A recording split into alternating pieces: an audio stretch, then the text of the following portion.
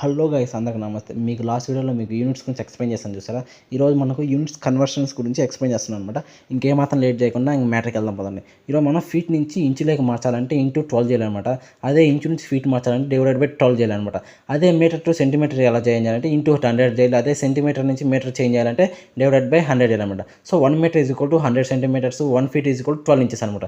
Next ఏంటంటే centimetre to millimetre అనమాట. అప్పుడు ఇంటూ 10 చేయాలి. అదే మిల్లీమీటర్ టు సెంటీమీటర్ అంటే డివైడెడ్ బై 10 చేయాలి. 1 సెంటీమీటర్ కూడా 10 అనమాట.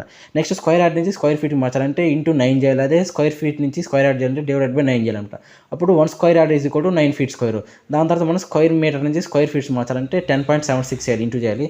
అదే మన స్క్వేర్ ఫీట్ నుంచి స్క్వేర్ మీటర్స్ చేయాలంటే divided by 10.76. So square feet is కూడా 10.76. మనం మీటర్ నుంచి మనకు ఫీట్ చేంజ్ చేయాలంటే ఇంటూ 3.28. అదే మీటర్ టు మనకు ఫీట్ టు మీటర్ చేంజ్ చేయాలంటే మనకు divided by 3.28. So 1 metre is కూడా 3.28 ఫీట్స్. నెక్స్ట్ మనం ఇంచు టు సెంటీమీటర్ మార్చాలంటే ఇంటూ 2.54. అదే సెంటీమీటర్ ఇంచ్ అంటే 2.54 అనమాట. సో 1 ఇంచ్ ఈజ్ కూడా 2.54 అనమాట. ఈ వీడియో మీకు నచ్చినట్టయితే లైక్ చేయండి, మరి తప్పకుండా మాత్రం కామెంట్. సరే, మరి వెళ్ళొస్తే అయితే సీ యూ, బాయ్.